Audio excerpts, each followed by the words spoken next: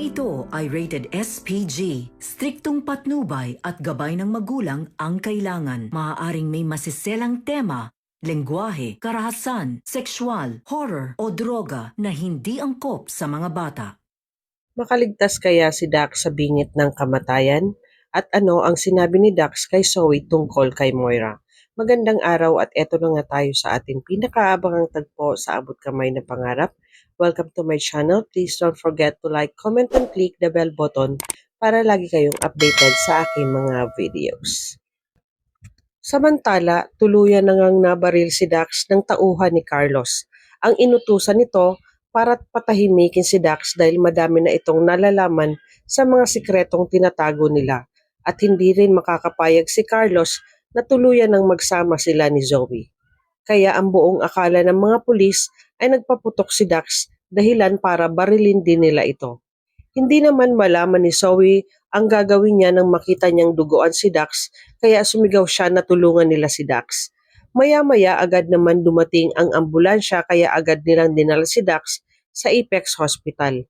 Habang nilalapatan ng Luna si Dax, ay sinasabihan niya ito na lumabang ka para sa magiging anak nila dahil hindi siya makakapayag na mawalan ng ama ang dinadala niya. Habang si Dax naman ay may gustong sabihin kay Zoe patungkol sa tinatago niyang sikreto tungkol sa kanyang inang si Moira. Ngunit dahil sa tama ng baril sa katawan, hindi na nasabi ni Dax at tuluyan na itong nawala ng malay. Lalong nataranta at nag-alala si Zoe para kay Dax, kaya agad nagbanali ang mga nurse para dalhin si Dax sa operating room at maoperahan agad. Habang si Zoe naman ay nagpunta sa chapel ng hospital at doon ay abot-abot ang pagdarasal niya na sana ay makaligtas si Dax sa bingit ng kamatayan. Dahil hindi niya kakayanin na mawala ng ama ang dinadala niya.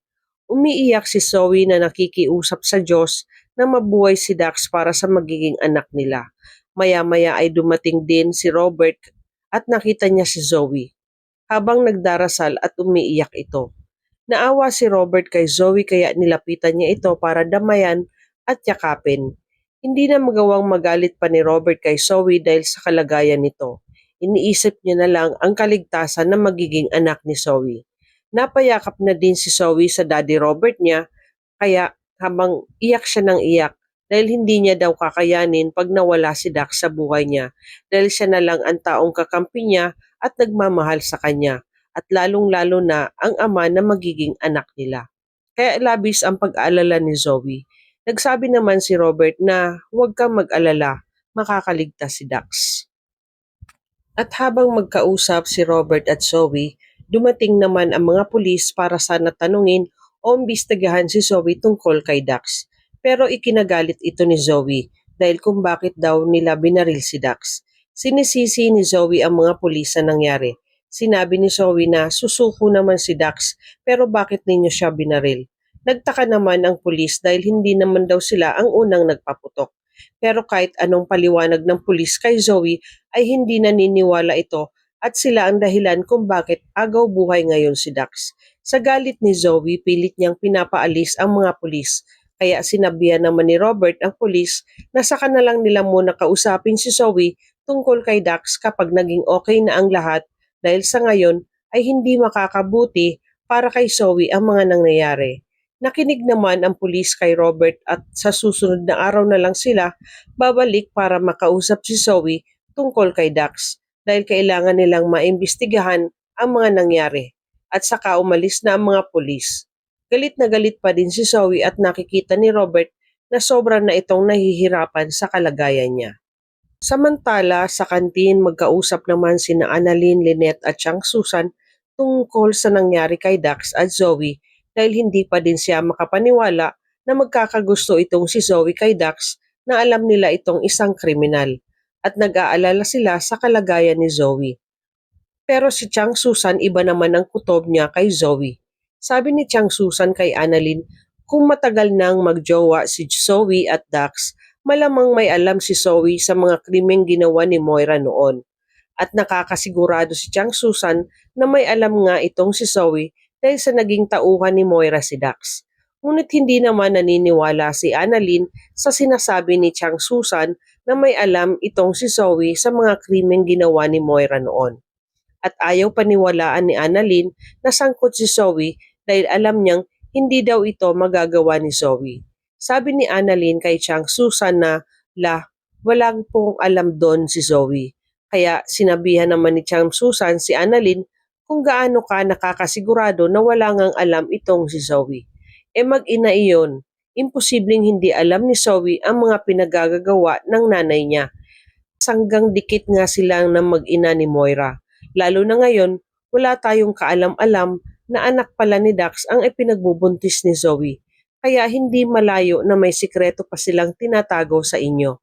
Napapaisip naman si Lynette sa mga sinasabi ni Chang Susan pero si Annalyn ay hindi na lang kumibo at napapaisip din. Samantala, kasalukuyang inooperahan ni Annalyn at mga doktor si Dax habang si Zoe naman ay nag-aantay sa labas ng operating room para paglabas ni Dax. Paglabas ng doktor, agad sinabi kay Zoe na ligtas na si Dax na ikinatuwa naman ni Zoe. Ang magandang balita niya dahil buhay si Dax at makakasama pa nila ito. At pinasalamatan ni Zoe ang doktor. Habang si Carlos naman ay nabalita ang nakaligtas si Dax at hindi ito napuruhan ng inutusan niya. Ikinagalit ito ni Carlos ng labis dahil nakaligtas itong si Dax. Kinabukasan sa meeting room ng Apex, nagkaroon ng pagkakataon na magkausap sila Robert, Lynette, Giselle at Madam Chantal dahil sa nangyari kay Zoe. Ipinag-alala ni Robert ang kalagayan ni Zoe. Sabi ni Robert na masama ang loob ni Zoe dahil pinuntahan siya ng mga pulis para imbestigahan.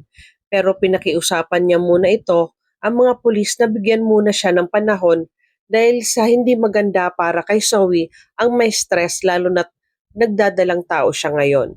Galit naman na sinabihan ni Giselle si Robert na kung hindi sana nagpabuntis dyan kay Dax si Zoe at sumama para tumakas, hindi sana mangyayari ang ganito. Halatang halata kasing gustong itakas ni Zoe si Dax kaya dapat din makulong si Zoe sa ginawa niya. Ikinagulat naman ni Madam Chantal ang sinabi ni Giselle. Kaya napatayo si Madam Chantal at sinabihan niya si Giselle na, "Ano ba ang problema mo, Giselle? Kung magsalita ka, parang hindi mo kadugo si Zoe." Galit naman na sinagot ni Giselle si Madam Chantal at tumayo ito. Sabay sabi na, "Wala. Dahil sa totoo lang, dapat lahat ng kriminal nakakulong at kasama doon si Zoe. Dahil alam ko na may tinatago silang sikreto sa pagkamatay ng papa. Lahat sila ay magkakasabwat sa nangyari kay papa. Kaya huwag mong sabihin sa akin na walang alam si Zoe dahil hindi mo alam kung ano ang ginawa ng anak mong si Moira sa papa." Hindi naman nagpasindak itong si Madam Chantal kay Giselle at sinabihan niya ito na, "Sige, lalabanan kita dahil hindi ako makakapayag na ipakulong mo ang apo ko. Gagawin ko ang lahat para sa kanya." Sa kagalit lumabas sa meeting room si Madam Chantal. Malaman na kaya ni Zoe na buhay si Moira? Ano ang gagawin ni Carlos ngayong nakaligtas si Dax? Yan ang ating pakaabangan dito lang sa Abot Kamay na Pangarap. Huwag bibitiw at huwag kalimutan mag-subscribe. Maraming salamat po and God bless.